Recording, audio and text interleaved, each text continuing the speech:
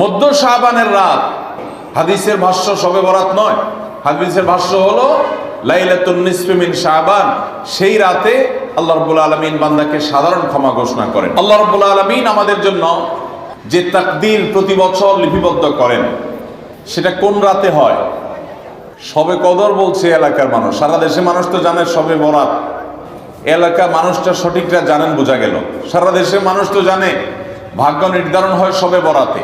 ভাইরা আমার, কোরআনে হাকিমে সূরা দুখানের 3 এবং 4 নম্বর আয়াত যদি আপনি দেখেন, আল্লাহ রাব্বুল আলামিন ইরশাদ করেছেন, ইন্না আনজালনাহু ফি লাইলাতিন মুবারাকাহ ইন্না কুন্না মুনজিলিন ফিহা ইউফরাকু কুল্লু আমরিন হাকিম। আল্লাহ বলেছেন, আমি নিশ্চয় কোরআনকে নাজিল করেছি, অবতীর্ণ করেছি একটি বরকতময় রাতে। আর এই বরকতময় রাতটা কোন রাত? যে রাতে কোরআন নাজিল হয়েছিল শবে কদর। কোন সন্দেহ আছে? কারণ কোরআনের আরেক আয়াত বলছে, ইন্না আনজালনাহু ফি লাইলাতিল কদর, আমি কোরআনকে নাজিল করেছি যে রাতে, সেটা হলো লাইলাতুল কদরে। তাহলে লাইলাতুল কদরে আল্লাহ কোরআন নাজিল করেছেন। আর সূরা দুখানে বলেছেন, আমি একটি বরকতময় রাতে কোরআন নাজিল করেছি। তাহলে এখানে বরকতময় রাত বলতে যে লাইলাতুল কদরকে বোঝানো হয়েছে, সেটা দিনের আলোর মতো পরিষ্কার, ঠিক কিনা বলেন? এরপর আয়াত আল্লাহ বলেছেন, ফিহা ইউফরাকু কুল্লু আমরিন হাকিম, এই বরকতময় রাত যে রাতে কোরআন নাজিল হয়েছে, অর্থাৎ লাইলাতুল কদর, সেই রাতেই সমস্ত গুরুত্বপূর্ণ হিকমাপূর্ণ বিষয়গুলো সব ধার্য হয়ে থাকে, নির্ধারণ হয়ে থাকে। এই আয়াতের আলোকে বোঝা যায় মানুষের ভাগ্য সারা বছরের যেটি লিপিবদ্ধ হওয়ার কথা, সারা বছরের যে বাজেট হওয়ার কথা, সেটা হয়ে থাকে লাইলাতুল কদরে, শবে কদরে। মধ্য শাবানের রাত, এ রাতে আল্লাহ তাআলা মানুষকে সাধারণ ক্ষমা ঘোষণা করেন। যাদের মনে হিংসা নাই, যাদের মনে মানুষের প্রতি বিদ্বেষ শত্রুতা নাই, এবং যারা শিরকে লিপ্ত না, এই মানুষগুলো ছাড়া বাকি মানুষগুলোকে মধ্য শাবানের রাত, যেটাকে আমরা শবে বরাত বলি, হাদিসের ভাষ্য শবে বরাত নয়, হাদিসের ভাষ্য হলো লাইলাতুন নিসফি মিন শাবান। সেই রাতে আল্লাহ রাব্বুল আলামিন বান্দাকে সাধারণ ক্ষমা ঘোষণা করেন। এটা একটা ভিন্ন বিষয়, কিন্তু বছরের সবচেয়ে শ্রেষ্ঠ রাত হলো লাইলাতুল কদর, যেই রাতে আল্লাহ তাআলা বান্দার ভাগ্য ঠিক করেন।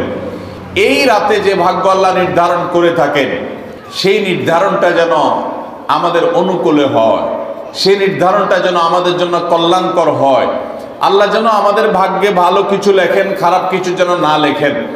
আল্লাহ যেন তাকদীরে আমাদেরকে ভালো কিছু দেন, মন্দ কিছু থেকে বাঁচিয়ে রাখেন। সেজন্য আমরা সবাই কামনা করি কি করি না?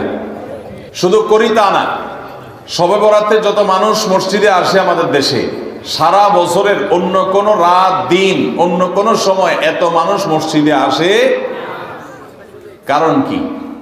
শবে বরাতে মানুষ মসজিদে বেশি আসে কেন? কি কারণে আসে বলেন দেখি?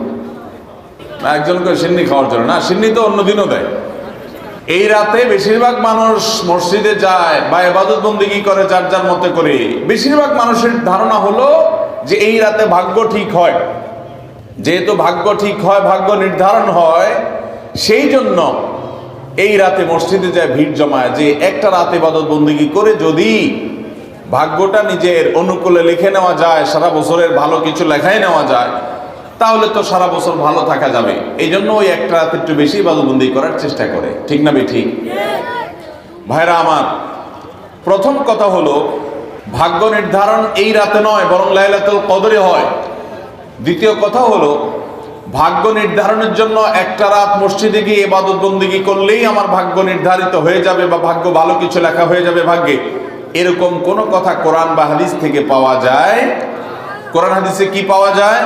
সূরা নাহাল আয়াত নম্বর 97, আল্লাহ রাব্বুল আলামিন ইরশাদ করেছেন, মান আমিলা সালিহাম মিন যাকারিন আও উনসা ওয়া হুয়া মুমিন, পুরুষ হোক আর নারী হোক, যে কোনো ব্যক্তি যদি ঈমানদার অবস্থায় ভালো কাজ করে, কোরআন হাদিসে নির্দেশিত কাজ, আল্লাহ যা করতে বলেছেন, রাসূল সাল্লাল্লাহু আলাইহি ওয়াসাল্লাম যা করতে বলেছেন, যদি সে কাজগুলো করে, এমত অবস্থায় করে যে সে ঈমানদার, অর্থাৎ ঈমান থাকতে হবে, ঈমান আছে, এই অবস্থায় যদি নেক আমল করে, তাহলে কি হবে?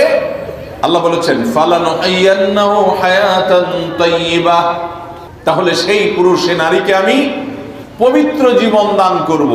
এই পবিত্র জীবনে মানুষ সুখী থাকবে, এই পবিত্র জীবনে মানুষ সমৃদ্ধ থাকবে, এই পবিত্র জীবনে মানুষ ভালো থাকবে, নেক থাকবে। ওয়ালানাজজিয়ান্নাহুম আজরাহুম বিআহসানি মা কানু ইয়ামালুন। এবং এই ইমানদার নারী পুরুষরা যদি নেক আমল করে, ভালো কাজ করে যদি সব সময়, তাহলে সেক্ষেত্রে আল্লাহ বলেছেন তারা যে ভালো কাজ করেছে ওইটার সবচেয়ে উত্তম বিনিময় আমি তাদেরকে দান করব।